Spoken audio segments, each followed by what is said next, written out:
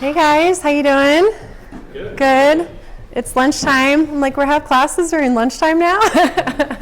Well, I'm super excited to be here with you to talk to you about specifically resumes and portfolios and getting ready to go on that job hunt out into the real world of looking for a job.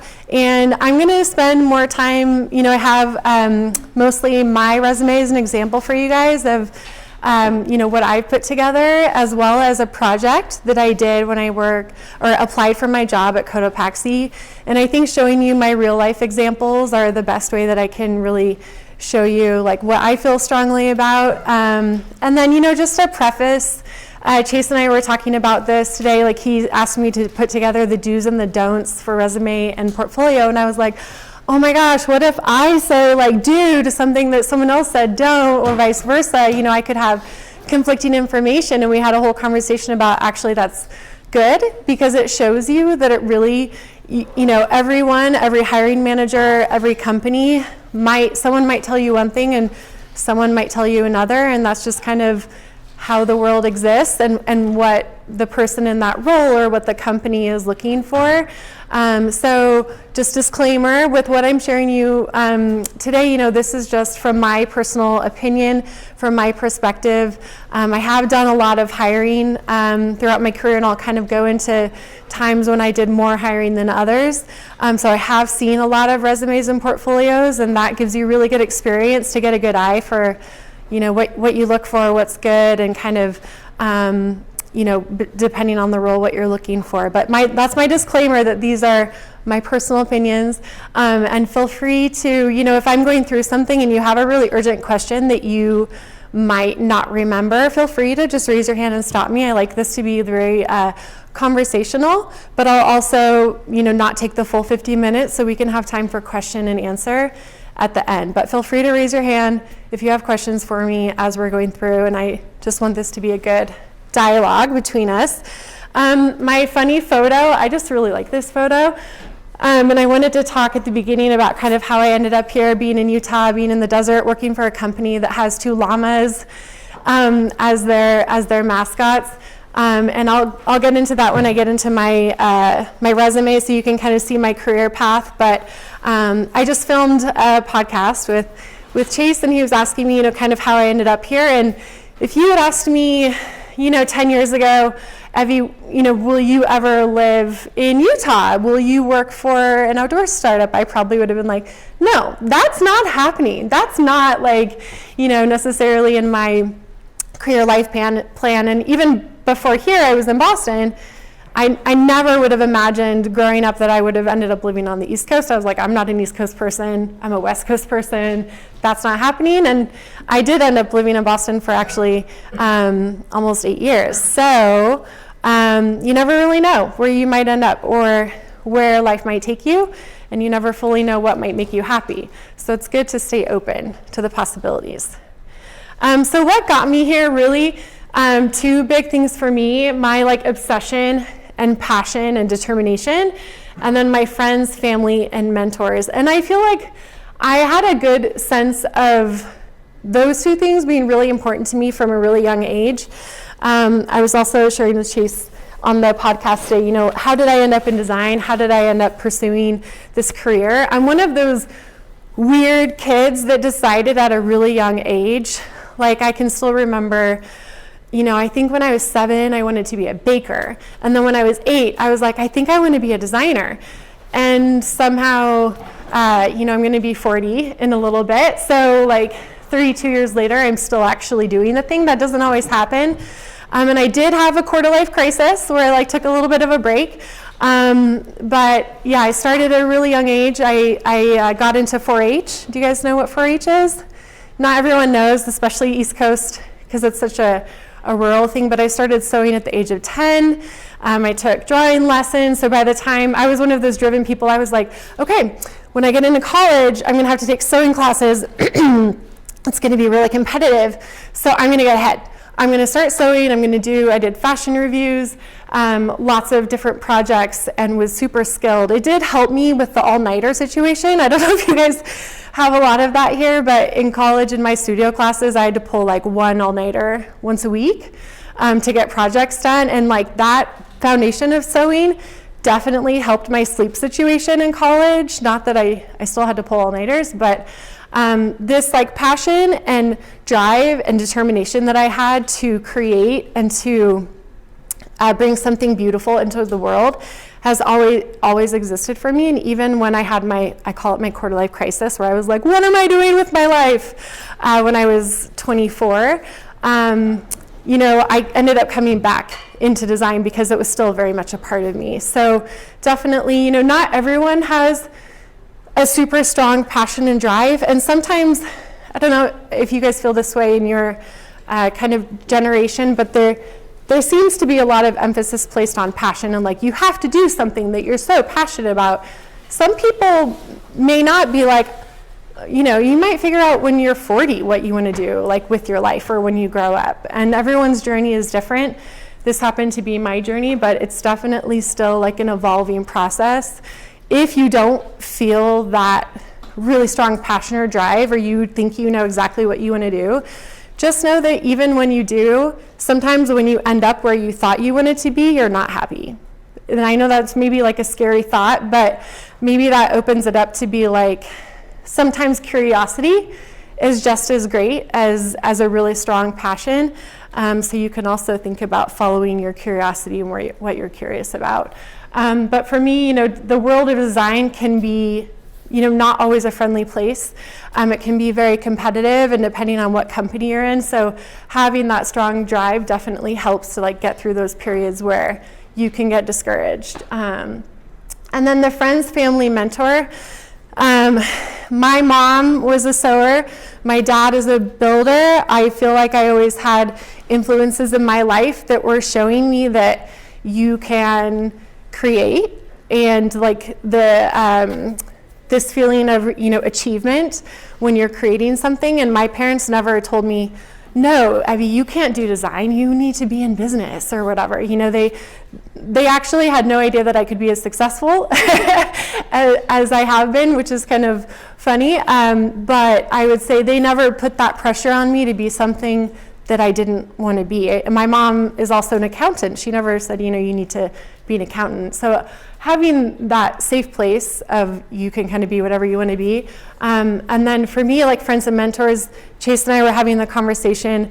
I always had a good idea of like, if I'm going to want to get a job after college, so I'm like in this school with all these people and they're all going to get jobs like a year or two ahead of me. So if I can like be friends with and stay in touch with and network with all of my classmates that are, as a freshman, I made friends with the juniors and seniors and then continued to stay friends. And that's how I've gotten all of my jobs. Because if you think about, when a company has an opening, how competitive it is. And if you know someone at the company, not that they're going to get you the job, but they'll at least get you that connection.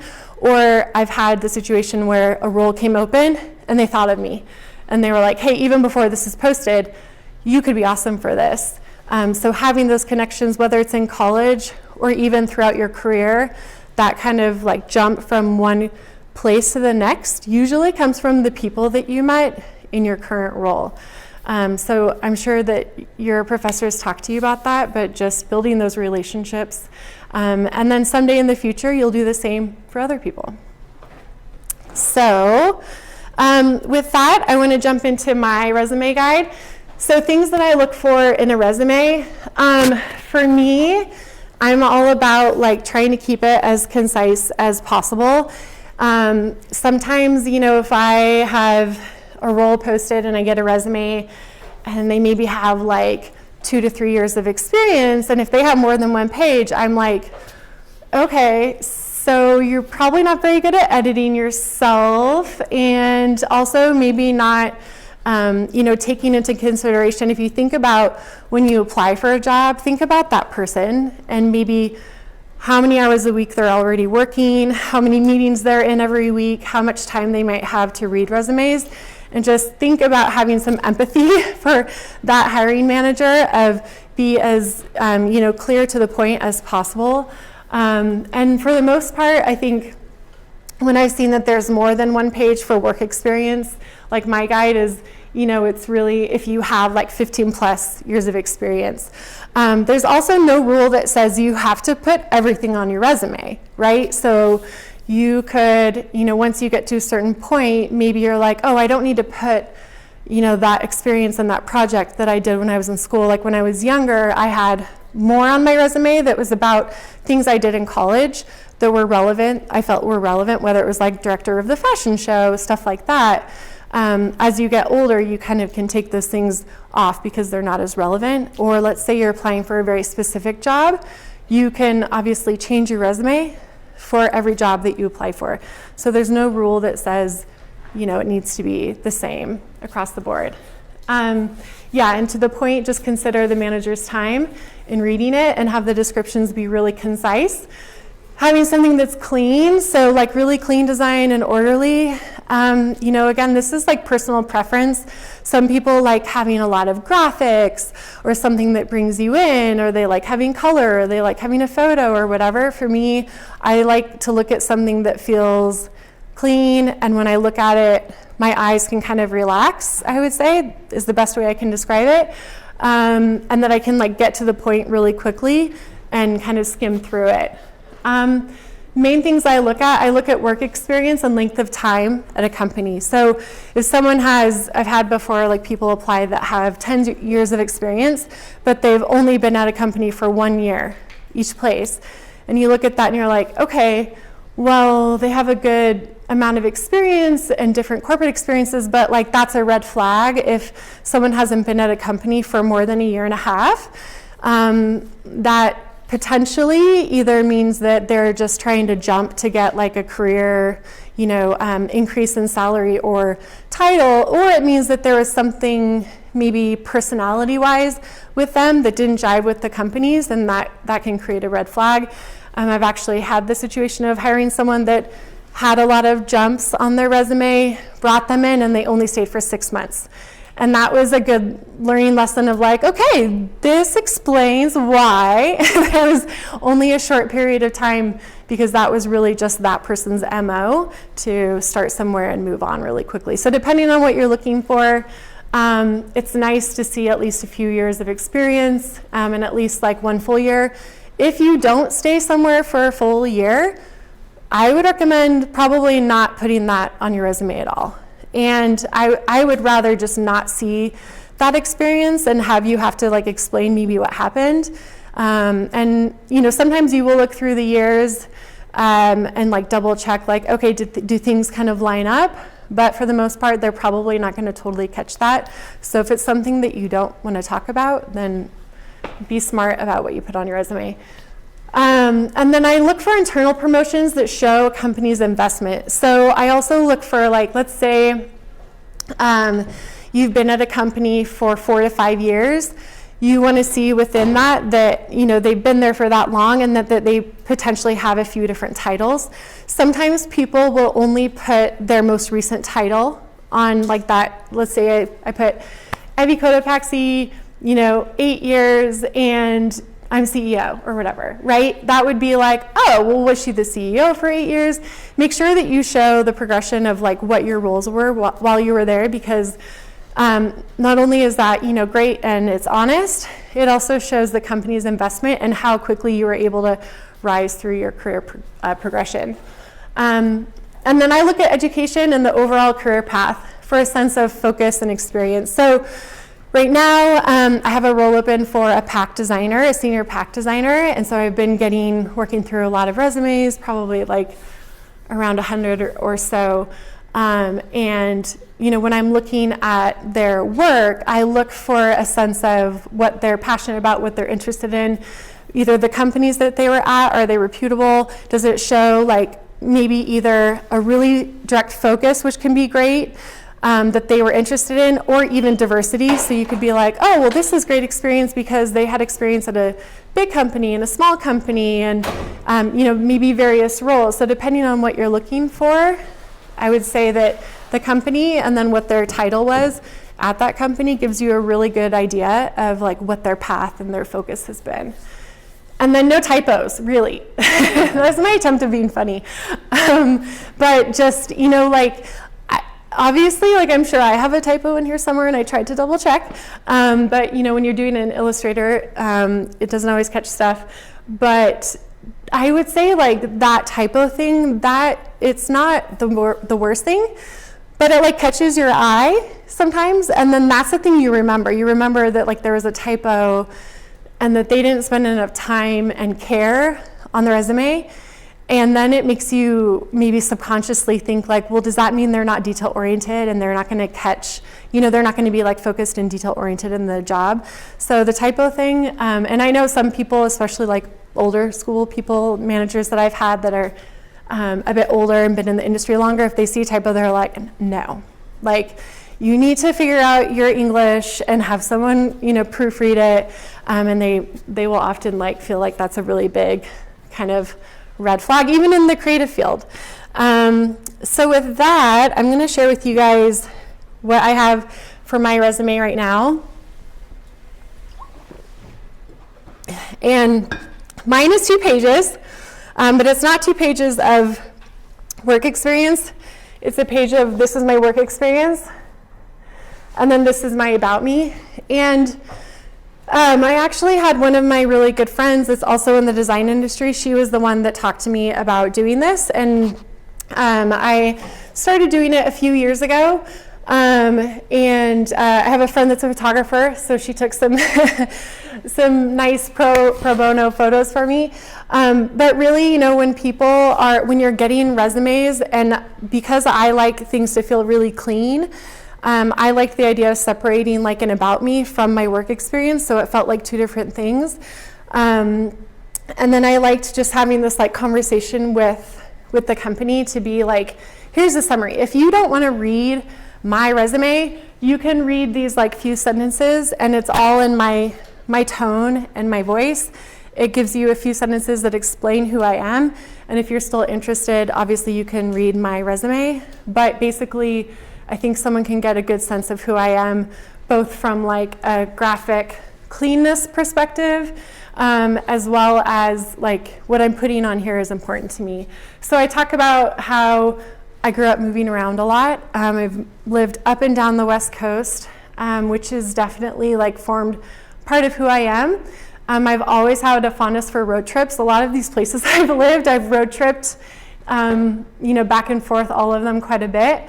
I enjoy research, and I'm like obsessed with it, whether it's like, I'm super obsessed with vacation planning, so that fuels a lot of my obsession, but also when it comes to design, my creative process is very obsessive, and I get like fully immersed. I'll show you when I did my Cotopaxi project, I did it in 2 weeks. I only had 2 weeks, so I did it in 2 weeks, like on top of my full-time job. And my boyfriend at the time was like, hello, like pay attention to me. And I was like, no, like I'm doing this thing. I'm like, I love it. I'm obsessed with it. Talk to me when I'm done. So that's just who I am. And then, my last paragraph is just like, these are the big places that I've worked, and that I've been able to travel through those places, which is important to me, but just letting them know that I'm still like very grounded in the outdoors and in nature. And then that's driven through my design ethos. So I do love having my About Me page, and I do get, as I was going through this process of getting the job with Cotopaxi and interviewing with other recruiters as well, I've gotten good feedback on it. And then this was my 1-page resume. I would say for me, again, back to like the clean thing, I always like just like a super clean header at the top, and then I spend the majority of my resume just going through my work experience, and then at the very end, my education, and then just like a few tiny things of, key accomplishments and things that I did. And then, like I was saying, where if you've been at a company for a long period of time, it's great to show what your jobs were along the way. So like at New Balance, I was there for a long time, and I had, 3 major roles. I started out as the lead designer for women's design, and then I became a creative director for a Heidi Klum collab, and then I stepped into the design director role for all of apparel for a period of time. And then I do, for me, like I'll do kind of more paragraph descriptions. Some people prefer bullet points that are really short. You just have to make sure if you're doing the bullet point that you have enough space if you're limiting yourself to 1 page. Any questions about any of this stuff so far? No? Okay. Yeah, so this is my resume go-to.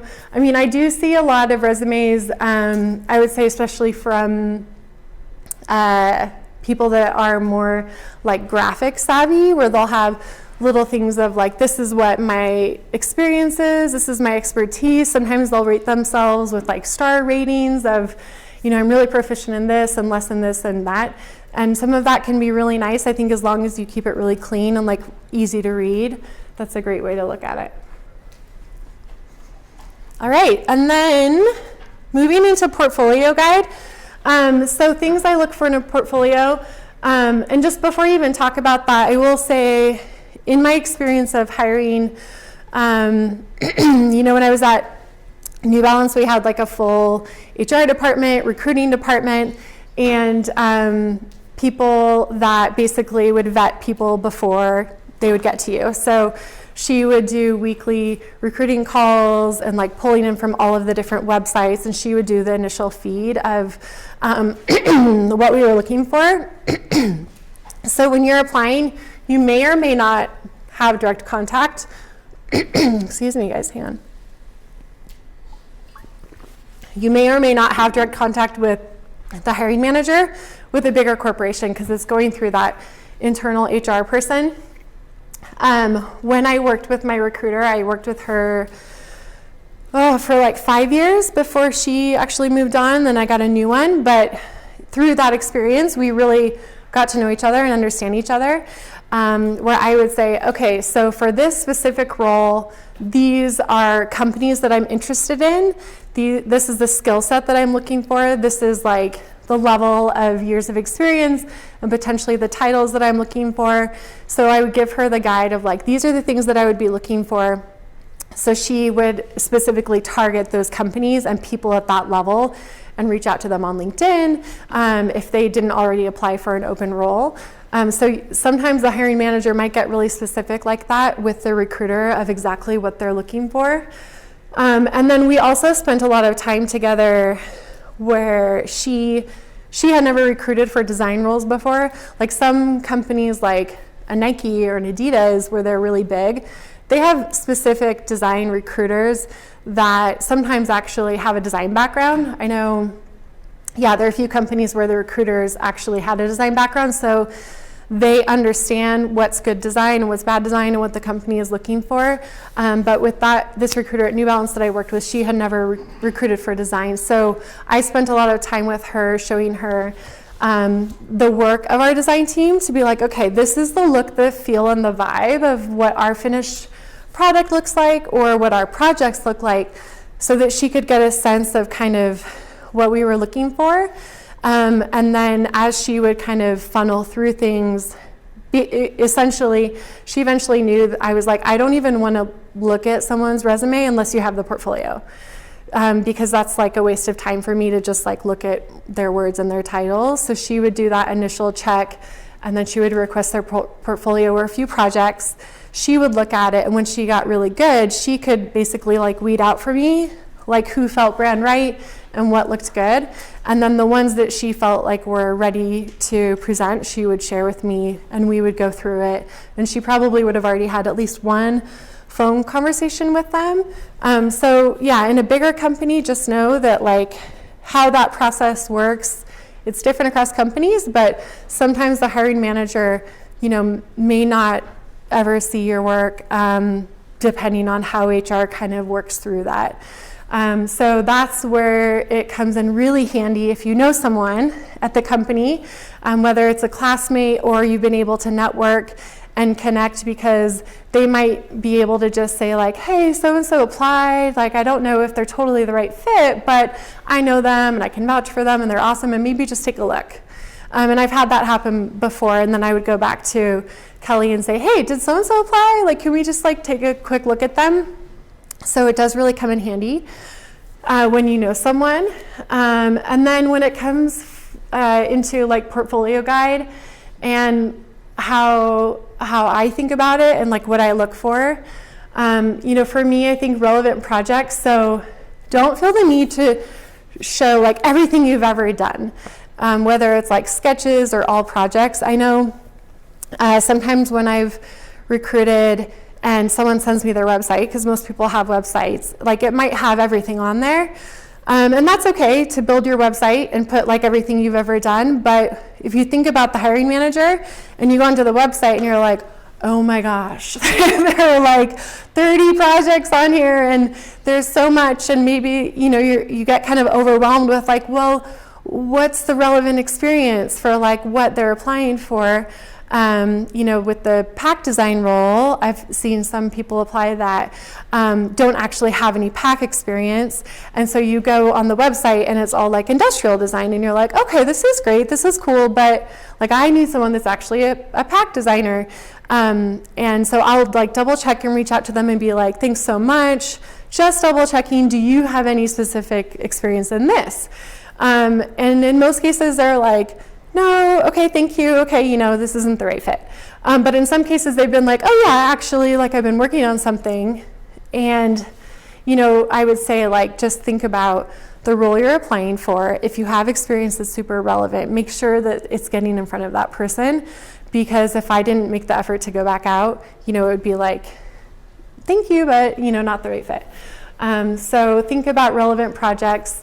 And then for me, I really believe that you should show the best of the best. And with my friends that are in more senior design roles as well, that's really kind of the mantra is like, think about showing just 3 to 5 really good projects that can show like a diversity to your work or can show different aspects of what you can do.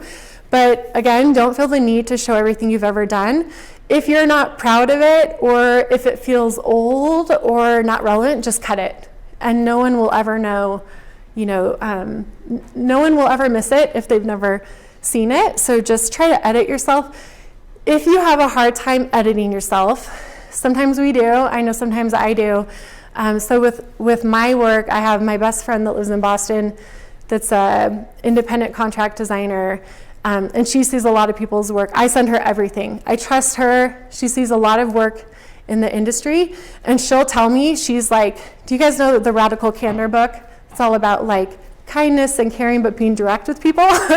She'll be like, Evie, this is great, but no, don't show that. Or, depending on what the role is. So if you can find a good friend or a mentor or these guys, whoever it is, to look at your work and be really honest with you and tell you like, hey, this one's great, this one needs work. Like, look for those people that can be honest and speak into your life, because they're gonna help you in the long run. And then that means that they really care about you, as opposed to showing someone that's like, oh yeah, it's all so great. Like, that's not a good answer, right? If you wrote an English paper and you asked someone to correct it for you and they gave it back to you and they didn't critique anything, you'd be like, well, that was a waste of my time. So look for those people that will be honest with you. And then show the process. So don't just show a final product on every project. This is another thing, and is this something that they talk to you guys about? Okay, so this is a normal thing.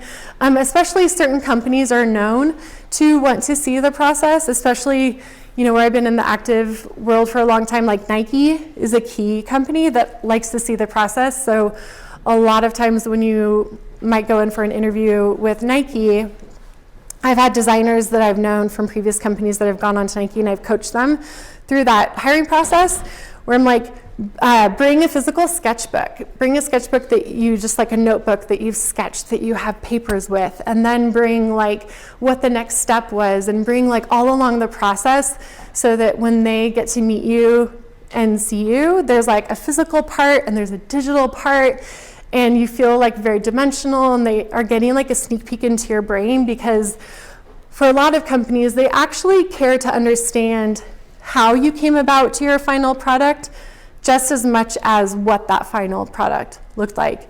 So the process is really important.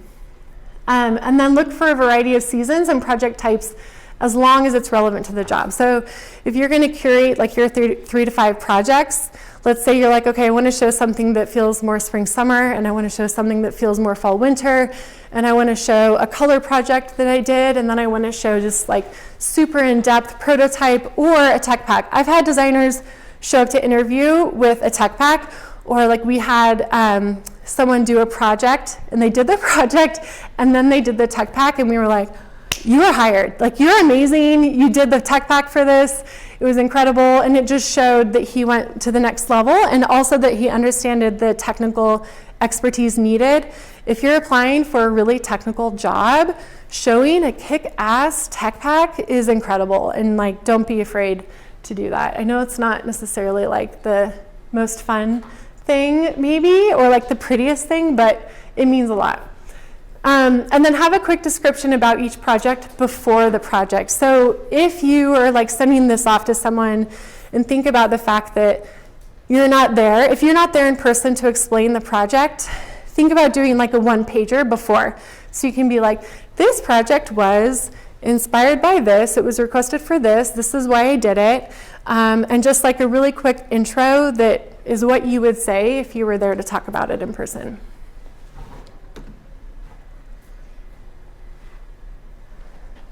I'll take a drink. And then this next one is important. So give credit where credit is due. So in my opinion, it's okay to show projects that you've done as a group or a team, but you want to make sure that you're clear on what you did, right? I would say, like, as you develop your career and you move up, like at New Balance, I had a lot of product and projects that's obviously I didn't design it, but I was responsible for it. So let's say for a New Balance season, I would show, well, here was like the high level, I would do one pager, and I would explain like, here's my high level project that I did for the creative direction for this season. And then I'll show, this is what I did. And then I'll have like a page break with the description of, these are images from my design managers of what they did and the final product that I brought to life with the team. And that's just really important to do years back, and I can still remember it because it really like bothered me. I was at another company, Lucy, in Portland, and we had a woman interview for like to be my boss as a design director, and she was working at another company, and she came in and presented a project, her portfolio, and she had a project that she shared that was another team's work. And I knew the company that she'd been at, and I knew the people that had been under her before, and I knew that she hadn't designed the work. And it's just a small world that way, and so you just want to be like, think about the morality and the ethical side, and that the world is a really small place. And when that happened, like I was like, oh my gosh, I asked like some questions kind of about it, and gave her the opportunity to be like, oh yeah, this was my team, but that didn't happen. And as an end result, we didn't end up hiring her for the job, because just knowing that you want to know who is coming in, that they're going to be like really truthful, and give credit where credit is due. So whether that's a super senior level or at an entry level, just make sure that you're really clear on what that work is. And then be prepared to do a special project for an interview. So this is super common unless you have very, very specific experience that's like exactly what the company is looking for. It's really common for the company to ask you to do a small project. When I was at New Balance, so when I stepped into that design director role, I had a team of 10 people, and within like 4 years, we grew the team to 20. So we hired on and doubled the size of the design team. And through all of that hiring, we had a project for every final applicant, basically. So we didn't ask everyone to do it, but let's say you came down to your final 2 or 3 people, and you'd already had a phone call and maybe a Skype and maybe even an in-person.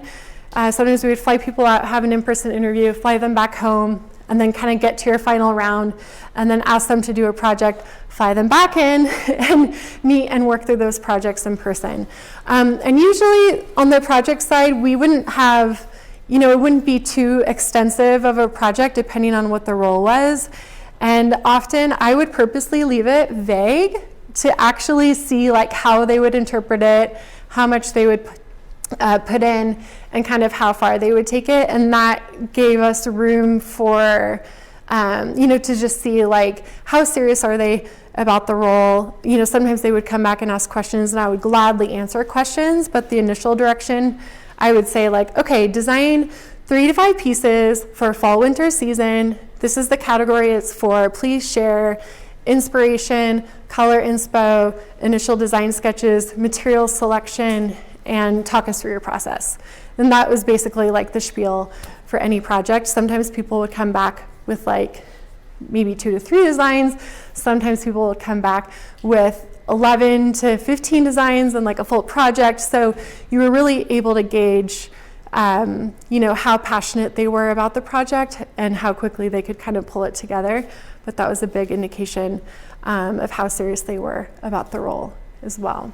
So any questions on the project stuff? Or have you guys heard this and familiar with it? And so I just got one question. When you say you were talking about group projects and everything, yeah. If you're in between choosing one of your really good solo projects or a group project, would you rather see the group project to see a little bit of teamwork, or would you rather just see your solo stuff? Well, I guess, do I only get to choose one? Or if you were gonna have a curated selection and have 3 to 5 projects total, right. I would definitely put both in there, because what you're able to show through both of them is that here's my voice and my hand all by myself, mm-hmm. and then here's what I do when I'm working with a group. Uh-huh. If you only got to pick one, I would probably go solo, because it's the most pure representation of who you are. Mm-hmm. And when you're able to talk through it, you can take full ownership of it. Okay. But working within a group, that can or cannot be an easy thing to do. So if you can do that successfully and talk through that, that is extremely relevant to the workplace. Okay. Yeah. Yeah. So on those special interview projects, do you like when people kind of go overboard in a sense, or would you prefer being a little more specific to your brief? I would say make sure that you're going to fulfill the brief, and if you do something above and beyond, but still make sure that it fulfills the brief. Sure. So, the only case, and I'm going to walk you guys through the project I did for Cotopaxi. So they asked me, and I could tell that they were it doesn't have to be that much. Just do a few pieces, and I was oh hell no! If I do something, I'm doing it. So I did a bigger collection, and it was way more than what they asked. But I still fulfilled what they asked me to do, but I went above and beyond it. I always prefer that someone goes above and beyond, because to me it's oh, wow, you're really serious about it. I wouldn't do so much, don't do so much that it's ooh, it's hard to wrap my mind around it, make sure that it still feels somewhat edited. But if you're able to show really good context and design out a few more styles and potentially color it up, even if they didn't ask you to, I can't imagine very many people being oh no, that's so annoying. He did such a great job and so much more than I asked for. Yeah. Yeah. How long do they usually give for special projects? What kind of time frame do they usually? So in my experience, it kind of depends on how quick you're hiring, and if you're trying to bring everybody in at the same time and kind of within a time frame of those in-person projects. I always tried to give at least 2 to 3 weeks, because most of the time you already have a full-time job or you're full-time in school, and so you just want to be really considerate that people are doing this on their weekends and their evenings. And that is where like giving a little bit of vagueness allows them to, you know, put more or less time into it. If someone gives you a project and only gives you a week to do it, I feel like that's mean. Then like not very kind, and you might have to like repurpose something you've already worked on. You know, that's kind of intense. I think that 2 weeks or more is more standard. Has anyone had to do a project and been given a timeline? No, not yet. Yeah. Well, I mean, that's like most of our assignments. They give us like a week. Okay, so you guys are used to it. So you're just gonna like be amazing at it. You have to do it. Yeah, I mean I think that's fast for like, you know, when you're already working 40 hours a week, and then the amount of time. I would say like on my Cotopaxi project, I probably put 100 hours into it. So think of like how much time you need to put, you know, I mean, you could still do a great project with 40 hours, but yeah. Have people ever done a special project as a part of their application before being asked to do it? And would you think that's a good thing to do? Or I don't know, like you're applying. Yeah. Here's this project. I wouldn't recommend doing it actually. And that's just my personal, because it feels a little bit overeager. And I'm trying to articulate like what about that feels. I would say having a very specific, like obviously you can have a link to like your portfolio and your work. And that's great and important. And then have a really specific resume and potentially specific cover letter. And then you can always put on your cover letter or at the bottom of your resume or in an email to them, like, you know, if it would help, I am super passionate about this position. I'd be glad to like pull together my ideas around where you might go. If you're gonna put any kind of project together, I would make it like so high level and not too much time, because I guess there's something about it that feels like you don't believe in your portfolio or your resume enough to know that that's at least going to get you a phone call. And there's also like a little bit of, so Chase and I were talking about this of, you know, when you're interviewing, I feel like it feels like dating. You're like, hi, yeah, so what are you into? What am I into? And you're like feeling each other out. And so you have to think about that dance that exists with dating exists with recruiting. And so you never want to be like, you know, if you were to go on a date with someone and they were like all over you, you're like, whoa, like this is like too much. Am I interested in you? Like, I don't know. So you have to play that fine line of like, you're awesome, I'm super into you, I'd love to, but also like, I'm awesome too, and you'd be lucky to have me. So you have to have that confidence. The dating analogy, it really like brings it to life for me. Yeah. Other questions? Good? All right, so I'm gonna dive into the project. So yeah, when I interviewed with Cotopaxi, it was like a pretty quick process. I had done a call with the recruiter in maybe like September, November. But I wasn't totally sure how I felt about Utah. So I was like, yeah, I'm kind of interested, but like I need to think about Utah. And then I had more time to think about it, and I reached out to him around Christmas time to check in, and they were already kind of far along in the process. And I was like, okay, like it didn't work. And then something changed, and he reached back out to me. He was like, actually, Evie, like something changed. We're super interested. So I had, I think, phone calls like the third week of January, and then they flew me out. It's almost a year, it's just a year ago, so it was like February 8th or 9th. So yeah, I only had a few weeks between like my phone call and when I flew out. And with flying out, they asked me to do a little project. So the brief from them was like, design like 2 to 3 pieces of a collection. They didn't give me like a season. They didn't tell me to do color or material, you know. It was really just like design a few pieces. So it could have been any level of depth that I did to the project. And really they also asked me to like do a little bit more into the pack side, because my background has been very apparel specific. and also very like active specific. So they wanted to get a sense from me of how I would do overseeing the packs as well. And at New Balance, I oversaw like all of apparel and accessories, so I had experience doing that, but I hadn't done any hands-on design work. So I could tell kind of like they were sussing me out to see like, okay, how will she transition from a more active, specific thing to outdoor, as well as like what will her perspective on packs be? And I knew that coming in. You know, you can always ask that too. Like I love when I interview with people and they'll say, is there anything that you're concerned about with me in this role? Or is there any feedback that you have for me? Is there any hesitation that you have of like an area that you might be concerned about my skill level with what I would be stepping into? And I remember talking to Davis about it because I had a call with my boss now, Karen, and Davis before I flew out. And I remember them asking me about packs and about like more technical outerwear, which we had done a ton of outerwear at New Balance. So I was like, you know, I'm already overseeing that. But I remember them asking me, and my answer was, you know, I know how to get stuff done. Like I'm an integrator. So, and I'm not afraid to say what I don't know how to do. I can tell you, these are the things I'm really good at. These are the things that I don't have hands-on experience doing, but what I don't have hands-on experience doing, I know how to find someone that knows how to do it, and I know how to manage them, and I know how to get it done.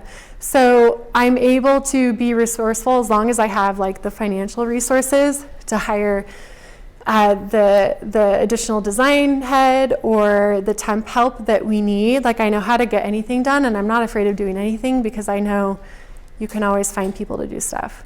So it is really important to kind of have a good idea before you're going in for maybe that last interview.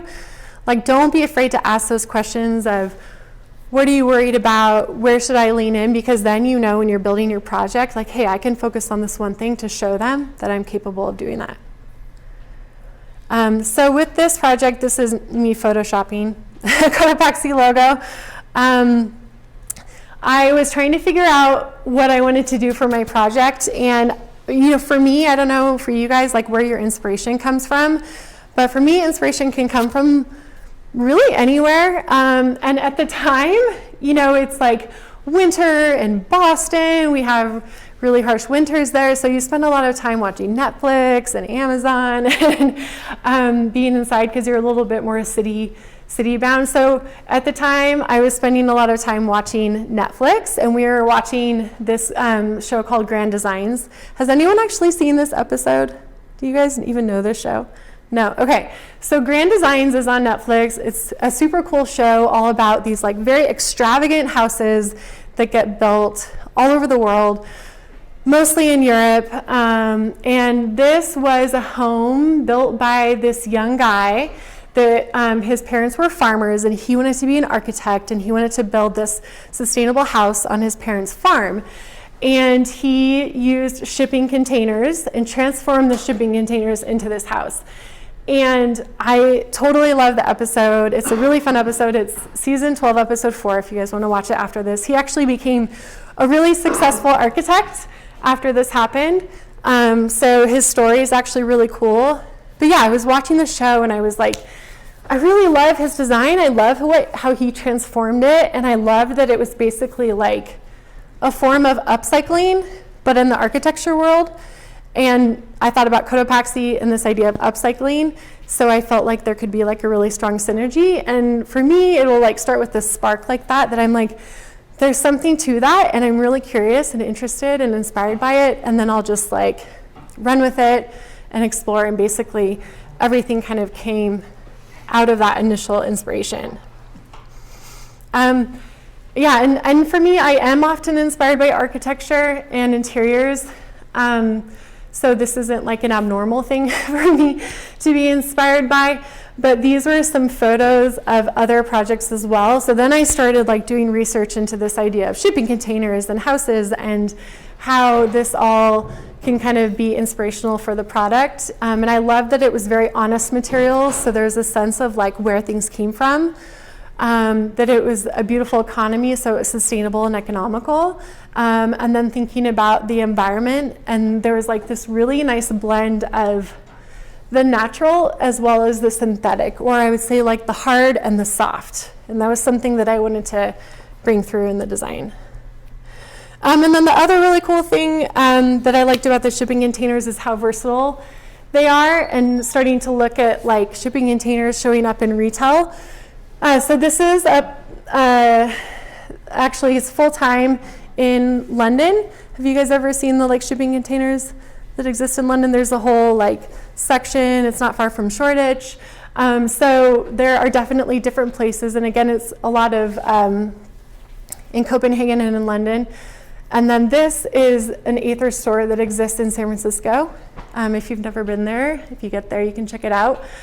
So just looking at how cool it can feel, and also like how one brand can take a building block and make something really sleek with it, and another brand can take that building block and make something like quirky and funky, and you can kind of get both things from the same origin. And then moving into the inspo. So I did, this is like a lot of it is my color inspiration. For me, like when I think about doing a project for a brand, you want to show that you've done your homework and you've done your research and that you have a good sense of what the brand is all about. A good example of someone that we interviewed that did a project that was a good indication that they didn't fully understand the brand. We had someone do a project for a women's design role. She had experience that was a little bit more in the fashion, kind of like a free people world. She came in and did a project, and it was like very fashion, very fluffy, no technical performance, all the materials, and it just didn't feel like, you didn't look at it and feel like, oh, this feels like the brand I'm working for and like what we're going for. So when you do a project, you definitely want to like try to spend a lot of time researching that brand, so that when you do the project, you want them at the end of it to be like, oh gosh, can we make this right now? Like, you totally get our brand and you get the sense of it. So for me, when I looked at Cotopaxi, I was like, there's the color blocking. I wanted to talk to them about body blocking, not just like garment blocking. There's that feeling of sustainability, so the efficient marker, and then thinking about kind of a color pattern material remix, and then also thinking about trim. And then the styling and the details, you know, I think you guys probably already do this already, but I always try to show really good context, because if you think about who you're presenting it to, and when you're talking through an inspiration or an idea, you have like all varying levels of people that understand product. So you have a developer and a product line manager, and with this project, I was sharing it with like the executive team that really isn't super involved on the product side. So the more photos that you can show that basically like help build your case in the end for where you end up really helps to create a visual and help them understand the vibe and the feeling and the inspiration. And then on the material side, I wanted to just show like a high level feeling again behind like getting the essence of the brand. I think at one point I had a photo of a llama on my inspiration board, but I edited myself. But I was like, you know, this brand has a llama as its logo, so if there's any brand that owns Sherpa and fleece and this feeling of like cozy, cuddly, it should be Cotopaxi. And then, so that's more of like what I was talking about, my hard and my soft. That was my soft side, and then my hard side was more of the packs and the really durable wovens, and wanting to infuse that both in packs and apparel. And then I did a page just to highlight labels and graphics. So this is a good one too, to talk about like having that honesty with saying like, this is what I'm good at and this is what I'm not good at, is that I'm not a graphic designer. You know, I can take a logo, I can color it, I can put it on a t-shirt, I can understand composition and all of that, but it's good to understand and be really honest with, you know, pulling those people in that have the expertise. So what I was sharing with them on this is I can find a good inspiration that connects into a theme and give a brief to a graphic designer of like, this is what I'm thinking, this is what I'm feeling, this is what I'm looking for, but I'm not going to actually design the graphic because you're not going to get the best work if I do it, because that's not my specialty. And then this was the name, basically like I named the collection, envase, or if you said it with the Latin accent, envase. So that word means container or the business of packing, which I felt like related really well back to both the idea of a shipping container as well as a brand that's focused around travel. And then these are my solo styles. So I'll flip through these really quick. But basically, you know, they didn't give me a line plan brief. Again, they only said like 2 to 3 pieces. At the end, we can look at, I can't remember how many pieces I ended up doing. I think it's 12. And some of them are unisex because Cotopaxi does unisex. And then some of them are men's and women's specific. But I basically talked through all of the design details. And then I also brought fabric swatches for each of these, which I don't have with me today. But as I was going through each one, I brought a fabric swatch so that they could understand I understand the material back to the garment. So there's the Sherpa hoodie, super cozy travel thing, a woven jogger, again showing like the reference imagery. So when I talk through stuff, they could be like, oh, cool, okay. And I would say too, like, you know, this is pretty similar to where I landed with my pocket. And it's okay to show, like, this is what I was inspired by, and this is where I landed. Overall, the garment is different, but it's okay to really show those, like, sources of inspiration. And, again, I feel like it is giving credit back to where you got it. A shirt jacket, and then more men's, and then some more women's pieces. And then these pieces also I talked about, like the rib and being inspired by the corrugated sides of the shipping container, crop tank, tight, and then the travel city pack. So this was, again, I was like, I'm not a pack designer, but I love the vibe and the aesthetic of this. And this is like what the direction would be that I would go with the pack. And then I went into like color merchandising, more men's, more women's. And then I did like a holiday sneak peek where I showed them I could take the same exact styles and recolor it in like a new colorway and trim and have like a totally different vibe for holiday just off the same styles.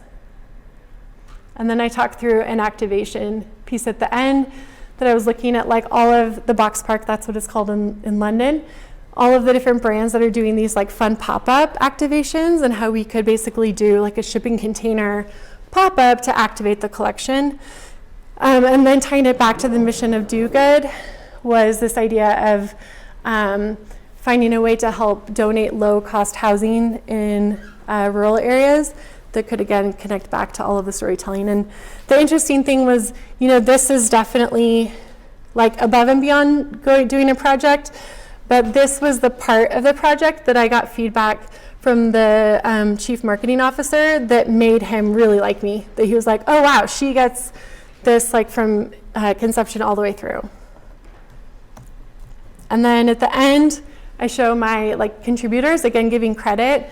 So it's always nice to do this if you have like certain brands that you're really inspired by. And that's it. Any questions? I think we'll have time for questions more up front. And that's Okay. fine. I gotta get running to other classes. Yeah. So that's good.